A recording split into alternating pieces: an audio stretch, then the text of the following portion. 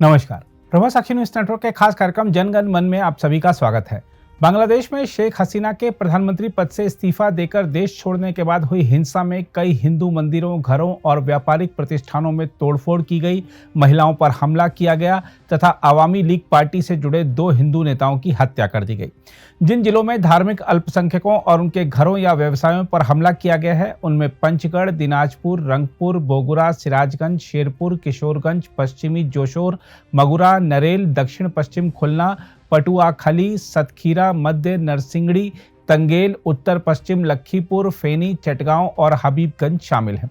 बांग्लादेश में स्थिति बेहद गंभीर है और पूरे बांग्लादेश में हिंदुओं पर लगातार हमले हो रहे हैं। वहां पर हिंदू डर के साए में रह रहे हैं, मगर बांग्लादेशी सेना अल्पसंख्यकों की सुरक्षा सुनिश्चित करने में विफल साबित हो रही है। बांग्लादेश से जो लोग भारत लौटे हैं वह बता रहे हैं कि वहां युद्ध जैसे हालात हैं। सवाल उठता है कि बांग्लादेश के हिंदुओं को कैसे बचाया जाए। सवाल यह भी उठता है कि जिस तरह एक एक करके हमारे पड़ोसी देशों में हिंदू खत्म होते जा रहे हैं, उस पर अंतर्राष्ट्रीय समुदाय चुप क्यों है। देखा जाए तो अफगानिस्तान, पाकिस्तान, मालदीव और बांग्लादेश में हिंदू खत्म होते जा रहे हैं। अगर यही स्थिति रही तो अगला नंबर भारत, नेपाल, भूटान का भी हो सकता है। आइए देखते हैं इस मुद्दे पर क्या कह रहे हैं उच्चतम न्यायालय के वरिष्ठ अधिवक्ता और भारत के PIL मैन के रूप में विख्यात अश्वनी उपाध्याय। भारत लगातार कट रहा है, भारत लगातार बढ़ रहा है। भारत से हिंदू, जैन, बौद्ध, सिख लगातार खत्म हो रहे हैं। भारत का एक हिस्सा अफगानिस्तान बन गया और देखते ही देखते वहां से हिंदू, जैन, बौद्ध, सिख खत्म हो गए, ब्राह्मण, क्षत्रिय, वैश्य, दलित खत्म हो गए। भारत का एक हिस्सा मालदीव बन गया, देखते ही देखते मालदीव से भी हिंदू, जैन, बौद्ध, सिख खत्म हो गए, ब्राह्मण, क्षत्रिय, वैश्य, दलित खत्म हो गए। भारत का एक हिस्सा पाकिस्तान बन गया और देखते ही देखते पाकिस्तान से भी हिंदू, जैन, बौद्ध, सिख खत्म हो गए, ब्राह्मण, क्षत्रिय, वैश्य, दलित खत्म हो गए। भारत का एक हिस्सा बांग्लादेश बन गया और बांग्लादेश में भी बहुत जल्दी ही हिंदू, जैन, बौद्ध, सिख खत्म हो जाएंगे, ब्राह्मण, क्षत्रिय, वैश्य, दलित खत्म हो जाएंगे। भारत का एक हिस्सा नेपाल बना, नेपाल में भी पूरी कोशिश की जा रही है वहां की डेमोग्राफी बदलने की। भारत के बॉर्डर पे भूटान है, पूरी कोशिश की जा रही है भूटान की डेमोग्राफी बदलने की। भारत के बॉर्डर पे लंका है, लंका में भी बहुत तेजी के साथ वहां की डेमोग्राफी बदली जा रही है। भारत के बॉर्डर पे म्यांमार है, जहां से रोहिंग्या भारत में आते हैं, वहां पे भी पूरी कोशिश है कि वहां की डेमोग्राफी बदली जाए। और भारत के बारे में तो मैं कई बार कह चुका हूं, 9 राज्यों से हिंदू खत्म हो चुके हैं, 800 जिलों में से 200 जिलों में हिंदू खत्म हो चुके हैं, 6000 तहसीलों में से 1500 तहसीलों में खत्म हो चुके हैं। भारत के बॉर्डर पे 300 तहसीलें हैं, उन 300 की 300 तहसीलों की डेमोग्राफी बदल चुकी है। तो भारत के बॉर्डर पे कुल 9 देश हुए। अफगानिस्तान, हिंदू, जैन, बौद्ध, सिख खत्म। पाकिस्तान, हिंदू, जैन, बौद्ध, सिख खत्म। मालदीव, हिंदू, जैन, बौद्ध, सिख खत्म। बांग्लादेश, हिंदू, जैन, बौद्ध, सिख खत्म। नेपाल, नेक्स्ट टारगेट है नेपाल, लंका, म्यांमार, भूटान। चाइना भी भारत के बॉर्डर पे है, लेकिन चाइना में किसी की दाल नहीं गल रही है। तो वास्तव में अगर भारत को बचाना है, नेपाल को बचाना है, म्यांमार को बचाना है, भूटान को बचाना है, श्रीलंका को बचाना है, तो हमें चाइना से सीखना पड़ेगा, चीन के रास्ते पे चलना पड़ेगा। क्योंकि चीन ने ही नकेल कसी है, इसलिए चीन में बौद्ध बचे हुए हैं। चीन के जो लोग अपने वहाँ का ट्रेडिशनल रिलीजन है, जो वहाँ की पुरानी जो परंपरा है, वो सब बची हुई है। बाकी आपको मैंने बता दिया, अफगानिस्तान, पाकिस्तान, बांग्लादेश, मालदीव खत्म, भारत के अंदर भी खत्म, नेपाल में भी शुरू हो चुका है। डेमोग्राफी बदलने के लिए जो सबसे पहला तरीका अपनाया जाता है, अवैध रूप से घुसपैठ की जाती है मानवता के आधार पे कि हमको शरण दे दीजिए। और यह घुसपैठ भारत में भी हो रही है, म्यांमार में भी हो रही है, श्रीलंका में भी हो रही है, नेपाल में भी हो रही है, भूटान में भी हो रही है। चीन में नहीं हो रही है, क्योंकि चीन ने घुसपैठ के खिलाफ बहुत कठोर कानून बनाया है। डेमोग्राफी बदलने का दूसरा क्या तरीका होता है, एक बार वहां घुसपैठ कर लिए, अब वहां जनसंख्या विस्फोट करो। 10-10 बच्चे, 12-12 बच्चे, 15-15 बच्चे, 18-18 बच्चे। तो भारत में भी जनसंख्या विस्फोट हो रहा है, नेपाल में भी जनसंख्या विस्फोट हो रहा है, भूटान में भी जनसंख्या विस्फोट हो रहा है, म्यांमार में भी जनसंख्या विस्फोट हो रहा है, श्रीलंका में भी जनसंख्या विस्फोट हो रहा है। डेमोग्राफी बदलने का तीसरा क्या तरीका है, धर्मांतरण। फ्रीडम ऑफ रिलीजन की आड़ में धर्मांतरण शुरू करना। तो भारत में भी धर्मांतरण हो रहा है, नेपाल में भी हो रहा है, श्रीलंका में भी हो रहा है, म्यांमार में भी हो रहा है, भूटान में भी हो रहा है। और विस्तार का सबसे बढ़िया तरीका है कि उस देश के यंग जनरेशन को बर्बाद कर दीजिए, उस देश को, युवा पीढ़ी को बर्बाद कर दीजिए, उसको कामुक बना दीजिए, उसको अश्लीलता में ढकेल दीजिए, उसको नशेड़ी बना दीजिए। तो भारत, नेपाल, म्यांमार, श्रीलंका और भूटान, इन 5 देशों में बहुत बड़े पैमाने पे रील के माध्यम से, इंस्टाग्राम के माध्यम से, यूट्यूब के माध्यम से अश्लीलता परोसी जा रही है।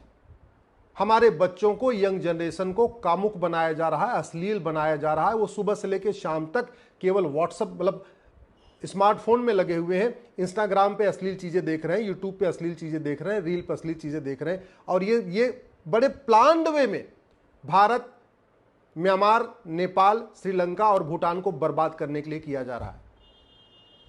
और एक सबसे बढ़िया तरीका है, नशे में उनको ढकेल दीजिए। किसी देश को बर्बाद करना है, वहां की संस्कृति को बर्बाद करना है, वहां की यंग जनरेशन को नशेड़ी बना दीजिए। और बड़े प्लान्ड वे में भारत, नेपाल, श्रीलंका, भूटान और म्यांमार के स्कूल में, कॉलेज में, लॉ कॉलेज में, मेडिकल कॉलेज में, इंजीनियरिंग कॉलेज में, यूनिवर्सिटी में, स्कूलों में ड्रग सप्लाई की जा रही है। भारत का ऐसा कोई इंजीनियरिंग कॉलेज नहीं होगा, कोई मेडिकल कॉलेज नहीं होगा, कोई लॉ कॉलेज नहीं होगा जहां आप चरस नहीं पहुंच रही, अफीम नहीं पहुंच रही है, चिट्टा नहीं पहुंच रहा है, एमडी नहीं पहुंच रही है, सुल्फा नहीं पहुंच रहा है, हसीस नहीं पहुंच रही है, अफीम नहीं पहुंच रही, हीरोइन नहीं पहुंच रही है, कोकीन नहीं पहुंच रही, एक्सटेसी नहीं पहुंच रही, एलएसडी नहीं पहुंच रही है, ब्राउन शुगर नहीं पहुंच रही। ऐसा नहीं कि केवल दिल्ली एनसीआर में ये सारा ड्रग स्मगलिंग का खेल हो रहा है।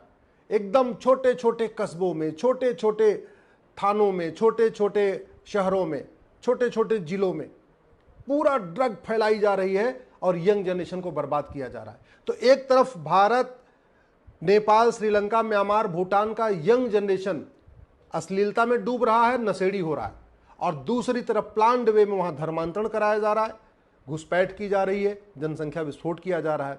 और एक बहुत बड़ा तरीका निकाला गया है, फ्रीडम ऑफ रिलीजन के नाम पे मज़ारें बनाई जा रही है। भारत, नेपाल, श्रीलंका, भूटान और म्यांमार में बहुत बड़े पैमाने पे मज़ार बनाई जा रही है, दरगाह बनाई जा रही है, पक्का कब्रिस्तान बनाया जा रहा है। जबकि मज़ार बनाना मज़ार पे जाना हराम है, दरगाह बनाना दरगाह पे जाना हराम है, पक्का कब्रिस्तान बनाना पक्के कब्रिस्तान पे जाना हराम है। आपको अरब में, दुबई में, बहरीन में, कुवैत में एक भी मज़ार नहीं मिलेगी, एक भी दरगाह में नहीं मिलेगी, एक भी पक्का कब्रिस्तान नहीं मिलेगा। अरब के शेख जो खरबपति हैं, जो बाकायदा चांदी के थाली में भोजन करते हैं, सोने के चम्मच से खाना खाते हैं, उनकी भी कब्र पक्की नहीं होती, वहां भी पक्का कब्रिस्तान नहीं होता। लेकिन भारत, नेपाल, श्रीलंका, भूटान और म्यांमार में बहुत बड़े पैमाने पे पक्के कब्रिस्तान बनाते जा रहे हैं, मज़ारें बनती जा रही हैं, दरगाहें बनती जा रही हैं, और ये मज़ार दरगाह भी एक तरीके से धर्मांतरण के अड्डे बनते जा रहे हैं। भारत, नेपाल, म्यांमार, भूटान, श्रीलंका में बहुत बड़े पैमाने पे मदरसे खोले जा रहे हैं, बहुत बड़े पैमाने, बड़े प्लान वे में खोले जा रहे हैं। भारत में तो संख्या इनकी लाखों में पहुंच चुकी है। और एक बात याद रखिएगा, गुरुकुल में क्या पढ़ाया जाता है वो किताब आपको मार्केट में मिल जाएगी। सीबीएसई बोर्ड में क्या पढ़ाया जाता है, किताब मार्केट में मिल जाएगी। आईसीएसई बोर्ड की सारी किताबें मार्केट में मिल जाएंगी। UP board, Bihar board, Bengal board, सारे जितने भारत में स्कूल चलते हैं उनकी किताबें आपको मार्केट में मिल जाएंगी। मदरसे में जो पढ़ाया जाता है उसकी किताब आपको मार्केट में कभी मिलेगी नहीं। आप ट्राई करके देख लीजिएगा। आप अपने शहर में जाके किसी भी बुक सेलर से पूछिए, किताब जो कॉपी किताब की दुकान है, उनसे पूछिए कि भाई जो बगल में मदरसा चल रहा है इसमें कौन सी किताब पढ़ाई जाती है, जरा मुझे किताब दे दो। वो नहीं दे पाएगा। सवाल यह है, ऐसी क्या चीज मदरसों में पढ़ाई जा रही है कि उसकी किताब पब्लिक में बिकती नहीं है? ऐसा क्या कौन वहां पढ़ाने वाला है? और भारत में तो बाकायदा 2012 में कांग्रेस ने मदरसों को राइट टू एजुकेशन के दायरे से निकाल दिया। और दुर्भाग्य देखिए, वो कानून अभी तक बदला भी नहीं, खत्म भी नहीं हुआ है। आज भी भारत में राइट टू एजुकेशन सभी स्कूलों पे लागू होता, मदरसों पे लागू नहीं होता। तो नतीजा ये है कि जो एजुकेशन डिपार्टमेंट के अधिकारी हैं उनको पता ही नहीं है कि मदरसों में पढ़ाने वाला कौन है, मदरसों में पढ़ने वाला कौन है, मदरसे में कौन सी किताब चल रही, कुछ नहीं पता। मदरसों की फंडिंग कौन कर रहा है, नहीं पता। समाधान क्या है? समाधान यह है, अश्लीलता के खिलाफ कठोर कानून बनाया जाए। जैसे हमने बॉर्डर की सुरक्षा करने के लिए सेना को बैठा रखा है ना, ऐसे यूट्यूब को मॉनिटर करने के लिए, इंस्टाग्राम को मॉनिटर करने के लिए, रील को मॉनिटर करने के लिए, सोशल मीडिया को मॉनिटर करने के लिए केंद्र सरकार को तत्काल, हम कहते हैं 1000-2000 करोड़ रुपए खर्च करना पड़े इसकी मॉनिटरिंग पे, तो खर्च करिए, लेकिन अश्लीलता को बंद करिए, नहीं तो भारत और भारत की संस्कृति बर्बाद हो जाएगी। दूसरा, नशे के खिलाफ कठोर कानून। आप नशा तस्करी को देशद्रोह घोषित करिए, नशा तस्करी को राष्ट्र की सुरक्षा के लिए खतरा घोषित करिए, नशा तस्करी को वेजिंग वॉर डिक्लेयर करिए, नशा तस्करी को ऑर्गेनाइज क्राइम डिक्लेयर करिए, नशा तस्करों और उनके मददगारों के खिलाफ एनएसए लगाइए, यूएपीए लगाइए, वेजिंग वॉर की धारा लगाइए, देशद्रोह की धारा लगाइए और गैंगस्टर एक्ट लगाइए। अगर आप भारत को बचाना चाहते हैं, भारत की संस्कृति को बचाना चाहते हैं, तो नशा तस्करों की 100% संपत्ति जब्त करिए, नशा तस्करों उनके मददगारों की नागरिकता खत्म करिए, नशा तस्करों उनके मददगारों को आजीवन कारावास और फांसी देने के लिए तत्काल कानून बनाइए। ये केवल भारत में जरूरी नहीं है, वास्तव में नेपाल, श्रीलंका, म्यांमार, भूटान और भारत, इन 5 देशों की सरकारों को तत्काल नशा तस्करी के खिलाफ कठोर कानून बनना चाहिए। यदि आप अपने देश को बचाना चाहते हैं तो तत्काल घुसपैठ के खिलाफ कठोर कानून बनाइए, घुसपैठियों और उनके मददगारों के खिलाफ एनएसए लगाइए, यूएपीए लगाइए, देशद्रोह की धारा लगाइए, वेजिंग वॉर की धारा लगाइए, गैंगस्टर एक्ट लगाइए, घुसपैठियों और उनके मददगारों की 100% संपत्ति जब्त करने, नागरिकता खत्म करने, आजीवन कारावास, फांसी देने के लिए कानून बनाइए। ये कानून भारत में ही नहीं बनना चाहिए, बल्कि नेपाल, श्रीलंका, म्यांमार, भूटान में भी इसकी जरूरत है।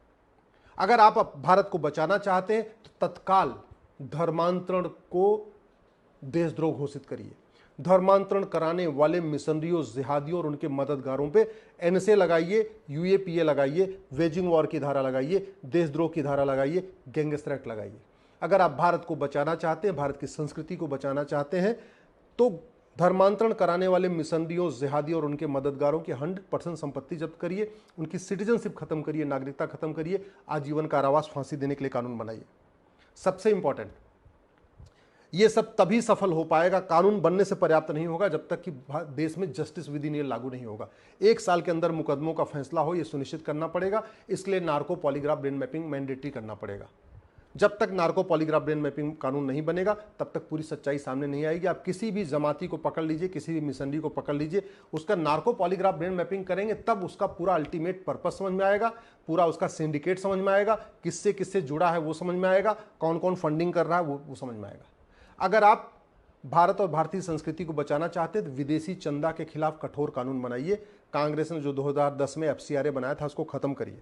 आप भारत और भारत की संस्कृति को बचाना चाहते हैं, मैं कह रहा हूं, आप मुगलिया स्कूलों को बंद कर दीजिए, अंग्रेजी कॉन्वेंट स्कूलों को बंद कर दीजिए, 1 नेशन 1 एजुकेशन बोर्ड बनाइए, 1 नेशन 1 सिलेबस लागू करिए, 1 नेशन 1 करिकुलम लागू करिए। 10वीं तक सभी बच्चों की किताब एक होनी चाहिए। अपनी अपनी मातृभाषा में पढ़ें, गुजरात वाला गुजराती में पढ़े, महाराष्ट्र वाला मराठी में पढ़े, सिलेबस करिकुलम एक होना चाहिए 10वीं तक, यानी 16 साल तक। आप भारत और भारत की संस्कृति को बचाना चाहते हैं, रिलीजन के आधार पर जितने कानून हैं सबको खत्म करिए, रिलीजन के आधार पर जितनी योजनाएं इनको खत्म करिए। समान नागरिक संहिता लागू करिए, समान धर्मस्थल संहिता लागू करिए, समान दान संहिता लागू करिए, समान संपत्ति संहिता लागू करिए। रिलीजन के आधार पर जितने कानून बने हैं, चाहे वक्फ बोर्ड हो, चाहे माइनॉरिटी कमीशन एक्ट है, चाहे माइनॉरिटी अफेयर मिनिस्ट्री है, चाहे माइनॉरिटी के नाम पे योजनाएं चल रही, रिलीजन के आधार पे जितनी योजनाएं खत्म करिए, जितना बजट है उसको बंद करिए, जितने रिलीजन के आधार पे स्कूल खुले उनको बंद करिए। समान शिक्षा, समान नागरिक संहिता, घुसपैठ नियंत्रण, धर्मांतरण नियंत्रण, अश्लीलता नियंत्रण, विदेशी चंदा नियंत्रण के खिलाफ कठोर कानून बनाइए। नहीं तो न भारत बचेगा, न नेपाल बचेगा, न भूटान बचेगा, न श्रीलंका बचेगा, न म्यांमार बचेगा। जैसे देखते ही देखते अफगानिस्तान में हिंदू, जैन, बौद्ध, सिख खत्म हो गए, जैसे देखते देखते पाकिस्तान में हिंदू, जैन, बौद्ध, सिख खत्म हो गए, जैसे देखते देखते मालदीव में हिंदू, जैन, बौद्ध, सिख खत्म हो गए, जैसे देखते देखते बांग्लादेश में भी हिंदू, जैन, बौद्ध, सिख खत्म हो रहे हैं, वैसे ही देखते देखते भारत से भी हिंदू, जैन, बौद्ध, सिख खत्म हो जाएंगे, म्यांमार से भी हिंदू, जैन, बौद्ध, सिख खत्म हो जाएंगे, लंका से भी हिंदू, जैन, बौद्ध, सिख खत्म हो जाएंगे, भूटान से भी हिंदू, जैन, बौद्ध, सिख खत्म हो जाएंगे, और आपके नेपाल से भी हिंदू, जैन, बौद्ध, सिख खत्म हो जाएंगे। कठोर कानून ही इसका अस्थायी समाधान है। भय बिन होय न प्रीत, सठे साठ्यम समाचरित। कानून कठोर हो, साल भर के अंदर सजा मिले, ऐसी सजा मिले कि लोगों के रूह कांप जाए, तब भारत बचेगा, तब नेपाल बचेगा, तब आपका श्रीलंका बचेगा, तब भूटान बचेगा, तब म्यांमार बचेगा। नहीं तो मैं कह रहा हूं अगले 25 साल के अंदर, क्योंकि गजवा हिंद का मतलब केवल हिंदुस्तान के ऊपर कब्जा नहीं है, गजवा हिंद का मतलब जहां जहां हिंदू रहते हैं सबको खत्म करना। और हिंदू का मतलब जैन, बौद्ध, सिख। हिंदू का मतलब केवल हिंदू नहीं होता। भगवान बुद्ध भी को भी वो हिंदू ही मानते हैं, बुद्धिज्म को भी वो हिंदू ही मानते हैं, जैनिज्म को भी वो हिंदू ही मानते हैं, सिखिज्म को भी वो हिंदू ही मानते हैं। तो हम अपने आप को हिंदू सोचते हैं, हिंदू अलग हैं, जैन अलग हैं, बौद्ध अलग हैं, सिख अलग हैं, लेकिन उनकी नज़रों में हिंदू, जैन, बौद्ध, सिख ये सारे काफिर हैं। हिंदू, जैन, बौद्ध, सिख नापाक हैं। हिंदू, जैन, बौद्ध, सिख ईमान वाले नहीं हैं। इसलिए हिंदू, जैन, बौद्ध, सिख को ख़त्म करना, उनको कन्वर्ट करना उनका अल्टीमेट गोल है और टारगेट है 2037। भारत, नेपाल 47, भारत, नेपाल, श्रीलंका, भूटान, म्यांमार के लिए जो टारगेट है 2047। गजवा हिंद 2047 का मतलब केवल हिंदुस्तान के लिए वो गजवा हिंद नहीं है, बल्कि नेपाल, भूटान, म्यांमार और श्रीलंका के लिए भी 2047 ही टारगेट है। अगर आप भी लेना चाहते हैं देश दुनिया की तमाम जानकारी तो आज ही सब्सक्राइब करें हमारे चैनल को। साथ ही नीचे दिए बेल आइकन को जरूर दबाएं ताकि हर अपडेट आप तक पहुंच सके।